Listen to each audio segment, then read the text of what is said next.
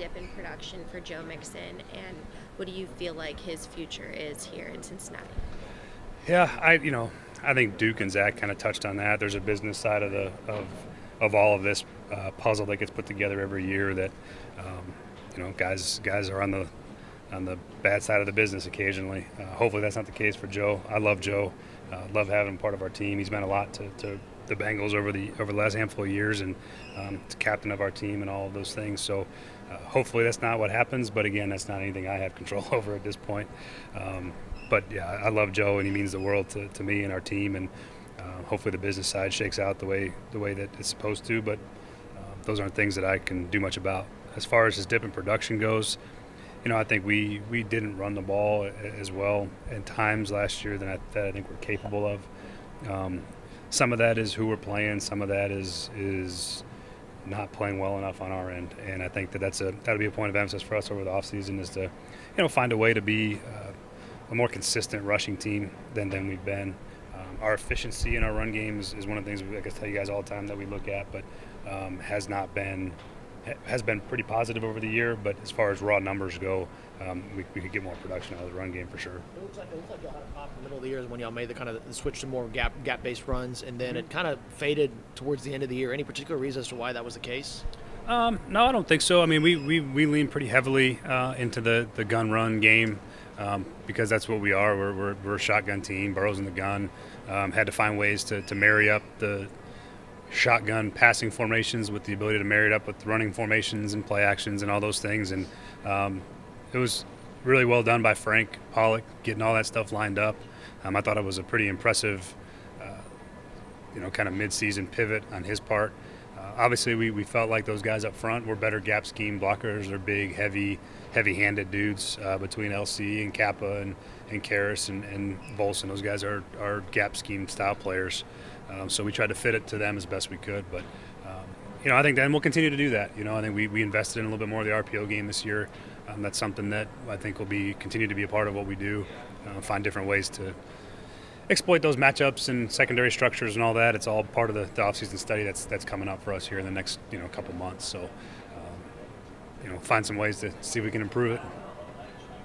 Explosion in the run game was a point of emphasis going into the season. I'm sure it still is. What are you looking for maybe out of this draft class? Because you have Samaje as a free agent, you have Travion as a free agent. So what are you looking for in the running back class? Guys that have put on tape that they have the the long speed to break long runs. That's a part of it.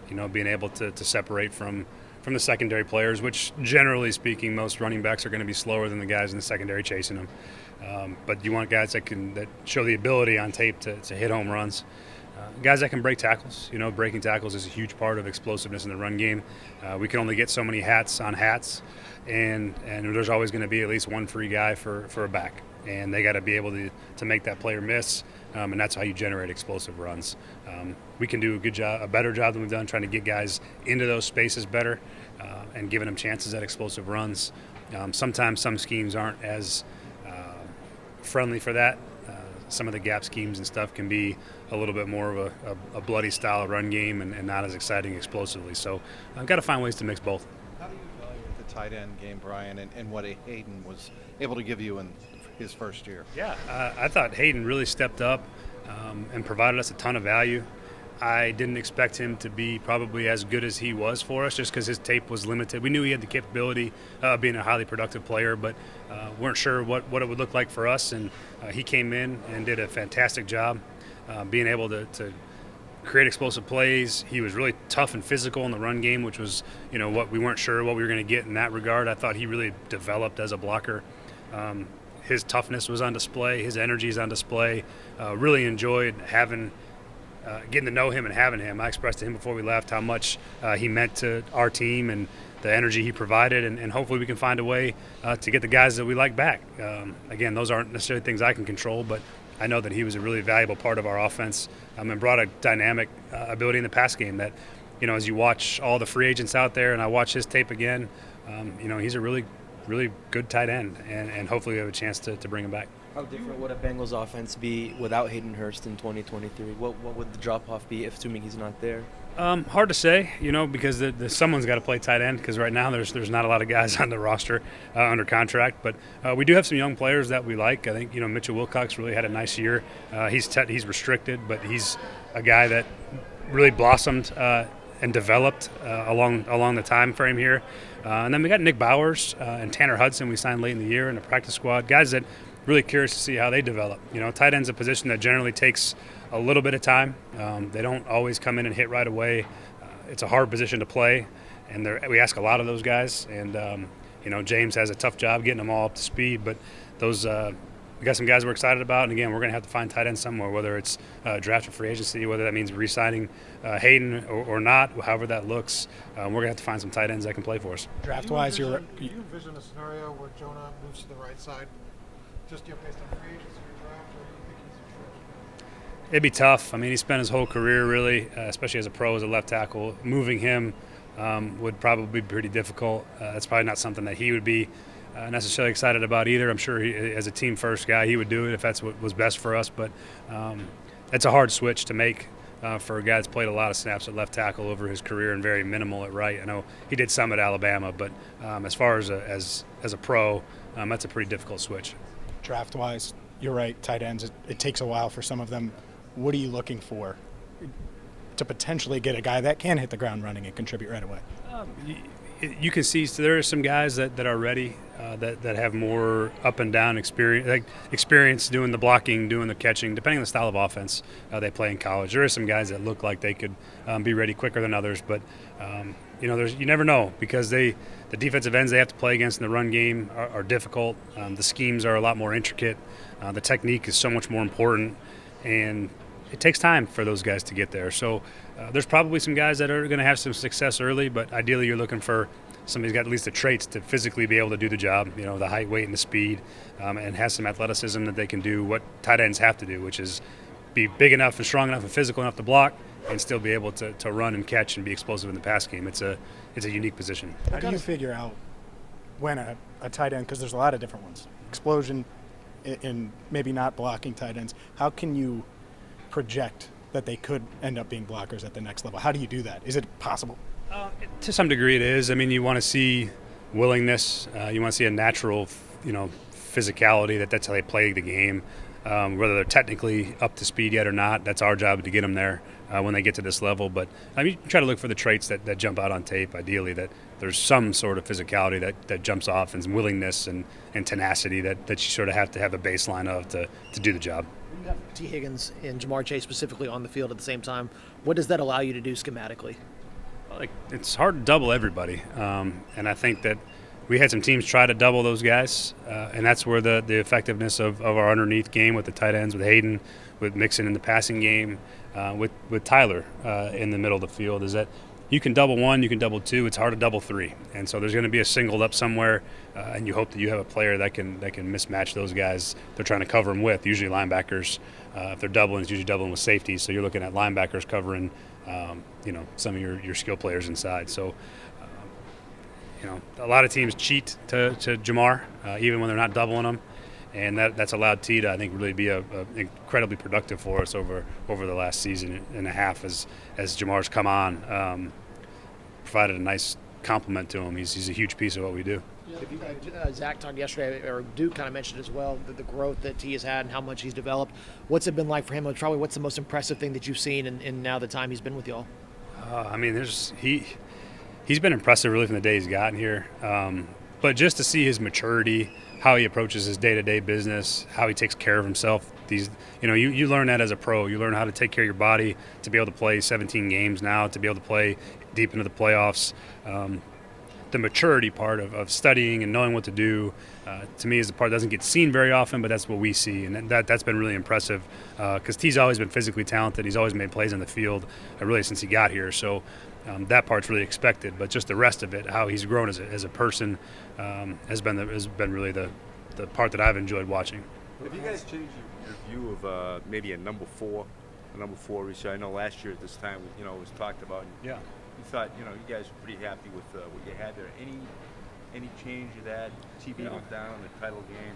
Yeah, it's hard to. I mean, we felt really good about what Trent Irwin supplied us in those moments. Obviously missed Jamar there for a month, and Trenton played a lot, had some big plays. It's hard to be 4 deep at receiver. We're really good at our top 2 and TB at the slot. I mean, it's a rare thing to have as much talent as we do at those spots, and it's hard to get a 4th receiver in those outside line. There's not a lot of guys that want to come here because they know it's going to be it's not going to see the field a lot.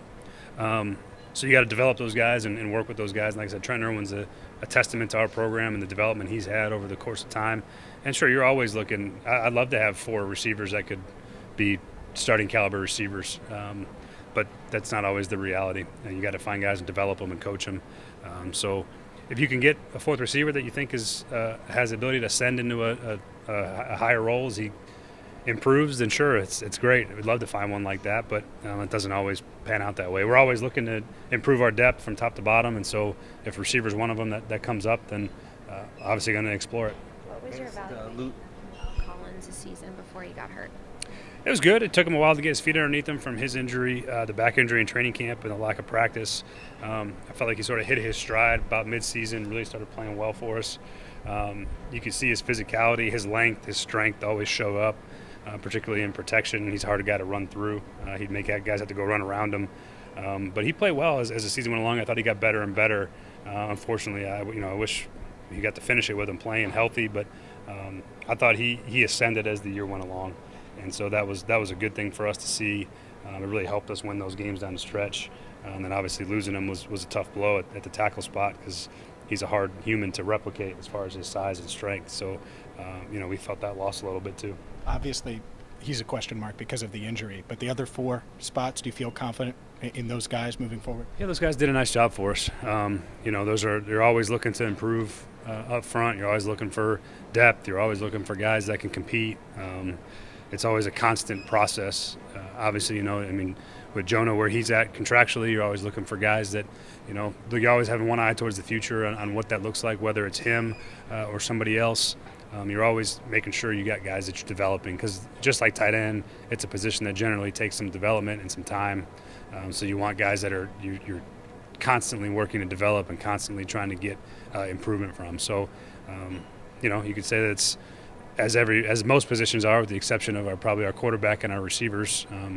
You're always looking for guys that are going to help you and improve your team. I asked Lou this earlier, but for you and Lou and Zach to be together for a 5th straight year, almost unheard of. I mean, to have that kind of continuity, what makes it so special being back next year? It's an advantage, our league is made up of minuscule advantages as best you can find them, and that's certainly going to be one of them that helps us. Just because we know what we're looking for, what we're trying to get done, what our schemes are. We know our assistant coaches, our communication's fantastic. It's an advantage for us. Now we got to go out and take advantage of that. We still got to go out and do it again.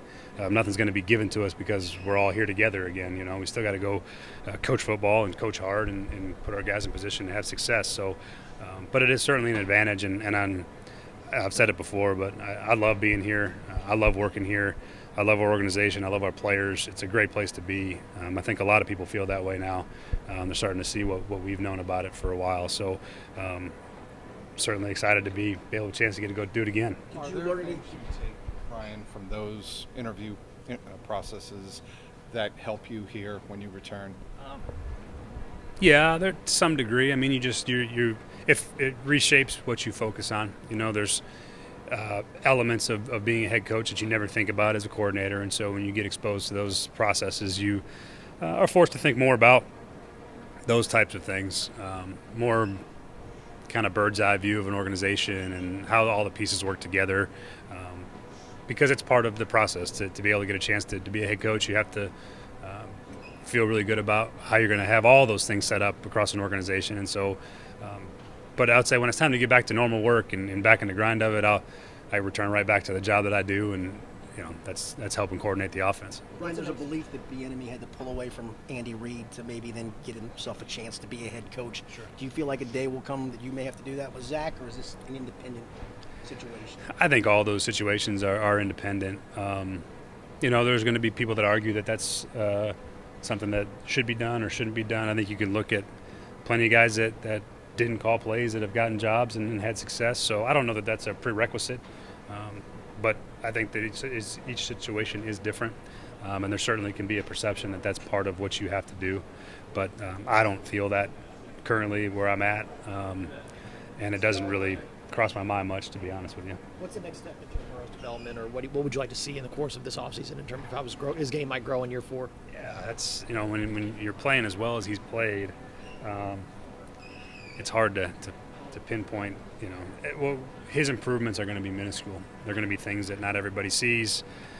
They're going to be, details of the position that are not as exciting to talk about necessarily, but there's always room to improve. There's always more mastery of a system. There's always more looks he's seen, more answers he can have in his back pocket when he sees, teams have started to play him a lot differently.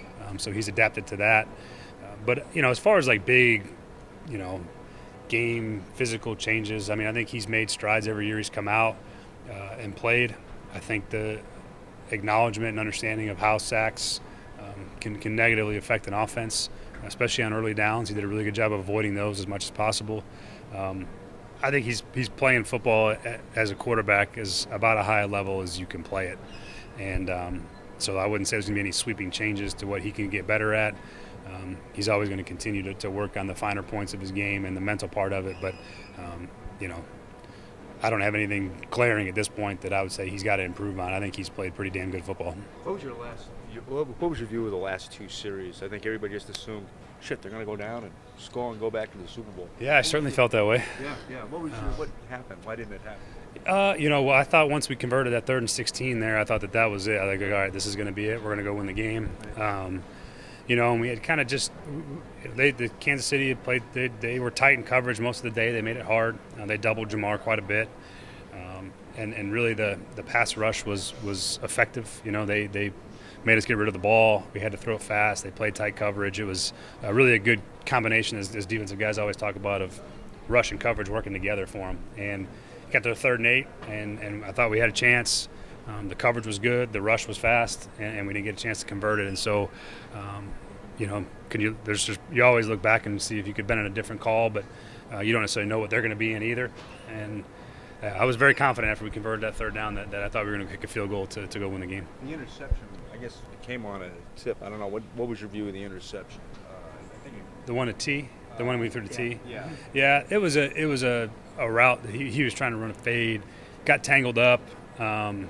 I think if we had the pocket got pushed, so Joe had to get rid of it, and he didn't quite know where T was going on his line. He didn't quite have a feel for where he was going to be, and then had to let it go a little earlier than I think he wanted to. And that's all you need sometimes in a big game to turn a ball over. Yeah, those are the kind of, I think that was a 2nd and 3, and those are the exact kind of situations you guys have been kind of take what you give you. That in the 10-game winning streak, right? It was a one-on-one to T. It was he was green lit on that play to take that throw, and it would have been I think if it had a chance to be a good play. Obviously it wasn't, and we still almost had a chance to overcome it, but ultimately we didn't. And so that's 2 years in a row now we've come up just a bit short in the Super Bowl and just a bit short in the championship game, and it's motivating. It drives you to not be in that spot again. Hopefully we can finish it off. I know that injuries obviously had a lot to do with the offensive line play at the end of the season with Kappa and Collins being out, but do you feel like there's still another level that this offensive line can get to in terms of continuing to improve protection for Burrow? Of course, yeah. There's, it's been a steady climb and a steady build for us trying to get it to where we want it to be, and we had long stretches this year where it was really good, and those guys played good football. Obviously, having Kappa in there versus Chris Jones in the championship game would have probably made quite a bit of difference for us, just in terms of caliber as a player. That he played really well against him the first time, and Chris Jones didn't do a lot in that game. Obviously, he did a lot in the second game, and having Kappa would have been helpful. LC would have been helpful too. Just having those guys play together and playing well at that point. Losing them right at the end was tough to overcome for us. Unfortunately, I wish we could have, but I think that we're always looking to continue to build at that spot. How much did that impact the run game? And what was, Brian, the difference between the Bills' running attack against the Bills and against the Chiefs? Different schemes, different styles. Obviously, it was, we found some things against the Bills that worked really well for us in the run game. really well-designed plan, and obviously the Chiefs were a little bit harder. They got a good front. Those linebackers are really good players. Their front's really good. It's really active. They're disruptive. Just more of a matchup issue for us than anything else. I thought we felt good about the plan going in, but the way the game unfolded, those guys were hard to block at the end of the day.